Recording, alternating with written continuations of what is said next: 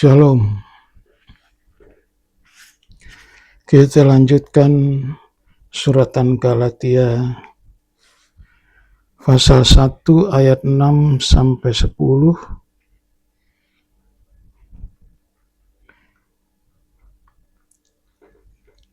Sampai pasal 2 ayat 6 sampai 10 itu terkena pintu kemah.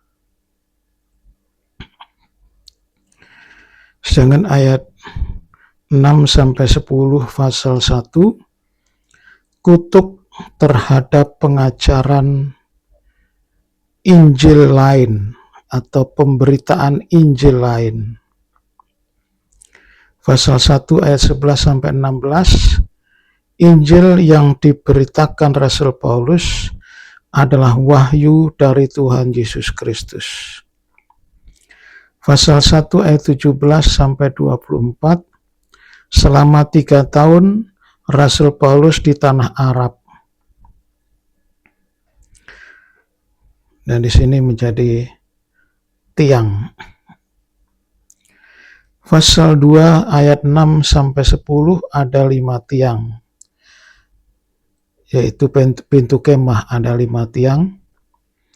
Yakobus, Kefas, Yohanes, Paulus, dan Barnabas. Sedangkan pasal 2 ayat 1 sampai 5 itu terkena pelita emas. Ini susunan ini tentu bukan dari saya, ya, dari Pendeta Van Kessel, sehingga tema-temanya juga demikian. Nah, sekarang kita memeriksa ayat pasal 1 ayat 6 sampai 10. Kutuk terhadap pemberitaan Injil lain atau Injil asing. Ayat 6 sampai 10. Aku heran bahwa kamu begitu lekas berbalik daripada Dia yang oleh kasih karunia Kristus telah memanggil kamu dan mengikuti suatu Injil lain yang sebenarnya bukan Injil. Hanya ada orang yang mengacaukan kamu dan yang bermaksud untuk memutarbalikkan Injil Kristus. Ini yang kita garis bawah, ya, mengacaukan dan memutar balik Injil Kristus. Tetapi sekalipun kami atau seorang malaikat, dan saya hentikan sampai di sini saja, bahwa jadi bagaimana sekarang, adakah aku cari kesukaan manusia atau kesukaan Allah? Sekiranya aku masih mau mencoba berkenan kepada manusia, maka aku bukanlah hamba Kristus. Perkataan yang keras ini, bahwa jika ada yang memberitakan Injil yang lain, apakah itu malaikat atau manusia, siapa saja, Rasul Paulus mengatakan terkutuklah dia.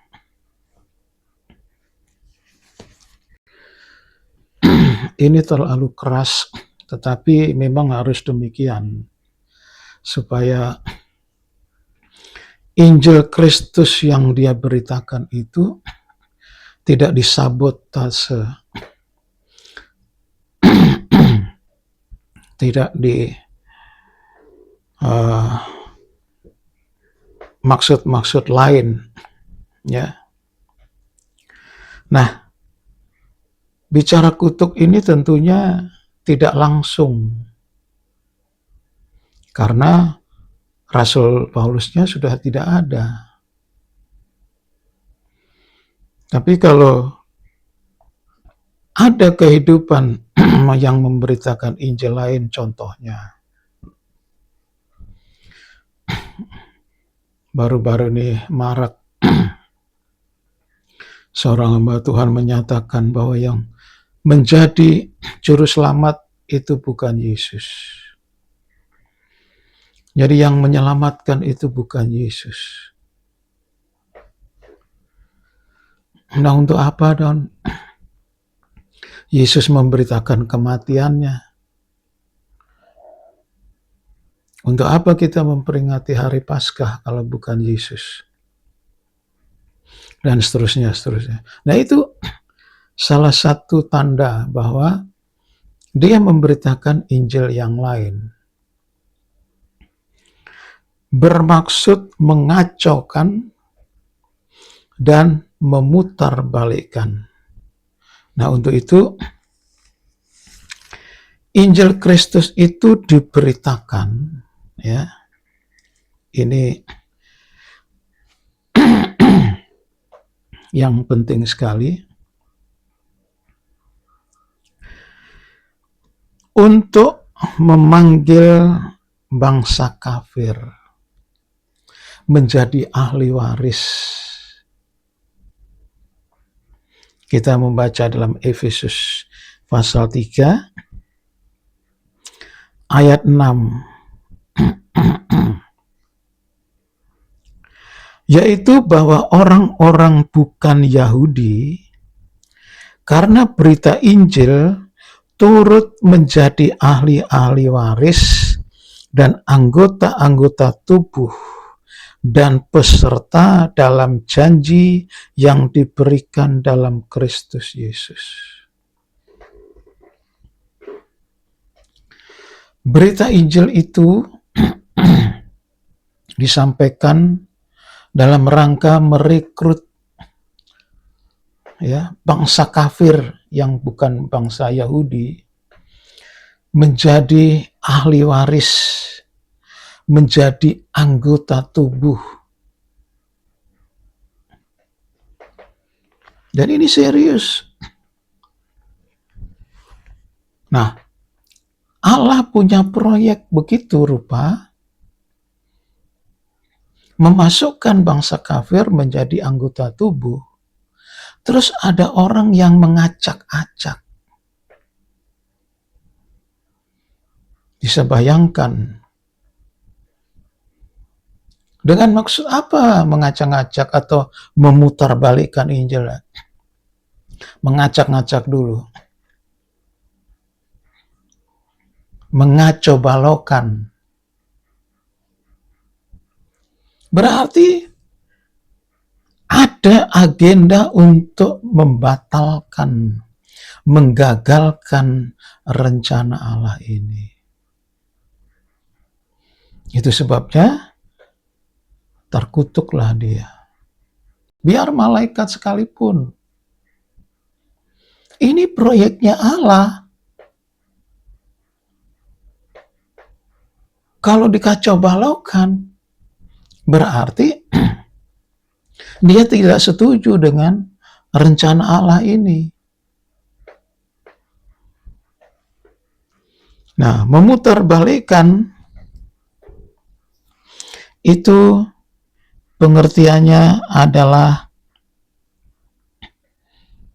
menambah dan mengurangi firman Allah.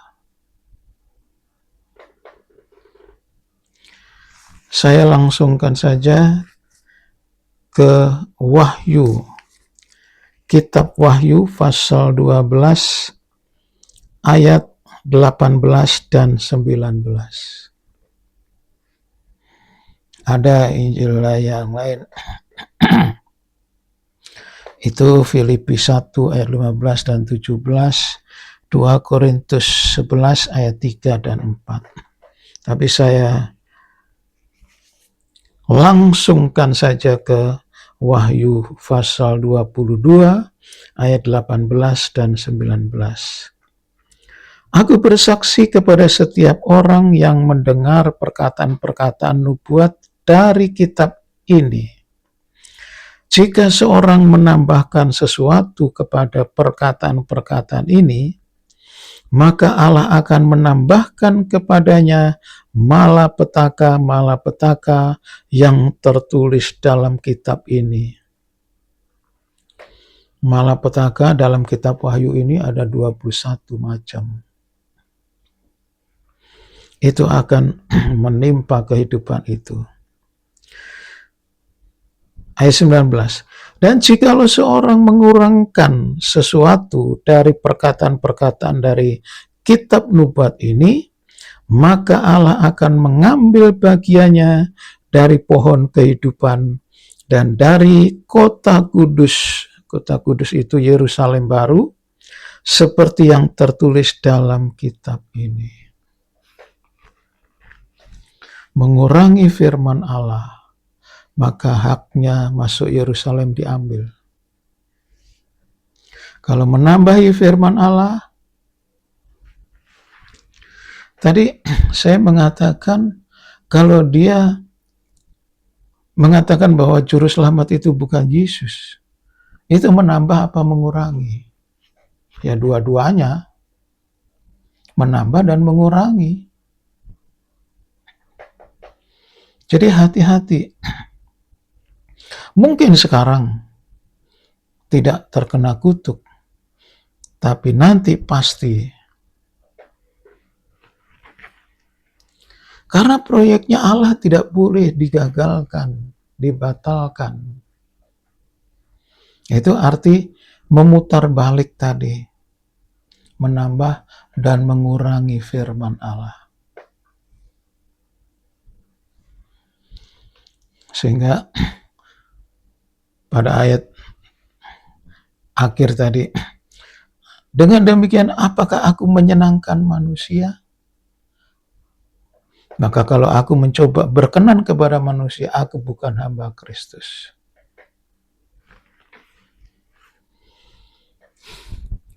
Jadi dalam suratan Galatia ini, Rasul Paulus sudah mulai serius dengan perkataan yang keras. Karena apa? Dia di backup oleh Roh Kudus. Dan bicara Injil, firman Allah, harus ada ayatnya. Bukti yang disampaikan adalah ayat firman Allah. Kalau dia ngomong lantur kemana-mana, maka kalau Tuhan mengkategorikan orang itu menambah atau mengurangi firman Allah, maka ini sudah tertulis dalam firman Allah. Maka yang menghakimi itu firman Allah. Mungkin manusia, sudahlah biarin aja. Tetapi firman Allah tetap jalan. Nah, itulah ayat 6-10. Sekian firman Tuhan. Amin.